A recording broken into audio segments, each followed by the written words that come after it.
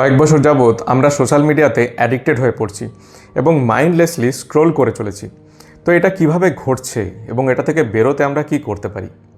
প্রথমত, হাজার হাজার মানুষ, সাইকোলজিস্ট, সফটওয়্যার ডেভেলপার ঘন্টার পর ঘন্টা সময় ব্যয় করে এই প্ল্যাটফর্মগুলিকে তৈরি করছে এবং নিয়মিত আপডেটও করছে, যাতে আমরা বেশি করে এই অ্যাপগুলো ব্যবহার করতে পারি। এটাই তাদের ব্যবসা। আমরা যত বেশি করে অ্যাপগুলি ব্যবহার করব, তত বেশি তাদের রোজগার হবে। দ্বিতীয়ত, একটার পর একটা রিলস দেখতে দেখতে খুব কম সময়ের মধ্যে আমাদের মনের মধ্যে অনেক ইমোশন একসাথে জমতে থাকে। যেমন কোনো রিলস দেখে আমাদের রাগ হয়, কোনোটা আমাদের হাসায়, আবার কোনোটা আমাদের সেন্টিমেন্টাল করে ফেলে। অল্প সময়ের ব্যবধানে মস্তিষ্কের মধ্যে এত ইমোশন তৈরি হওয়ার জন্য মস্তিষ্ক বুঝে উঠতে পারে না এগুলোকে কি করে নিয়ন্ত্রণ করবে, এবং আমরা না জেনেই ঘন্টার পর ঘন্টা সময় কাটিয়ে ফেলি এই অ্যাপগুলোতে। তো এটা থেকে বেরোতে আমরা কি করতে পারি?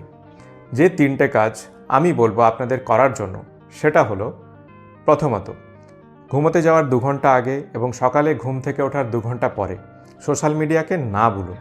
দ্বিতীয়ত, আমরা সেই সমস্ত পেজগুলোকেই ফলো করব যেগুলো আমাদের লক্ষ্যের কাছাকাছি পৌঁছে দেয়। তৃতীয়ত, এই অ্যাপগুলোতে টাইম রিমাইন্ডার অ্যাড করা যায়, অর্থাৎ যতটা সময় আপনি সারাদিনে এই অ্যাপগুলো ব্যবহার করতে চান তা অতিক্রান্ত করলেই এই অ্যাপগুলো আপনাকে রিমাইন্ডার পাঠাবে এবং বলবে আপনি অ্যাপটা এবার বন্ধ করতে পারেন।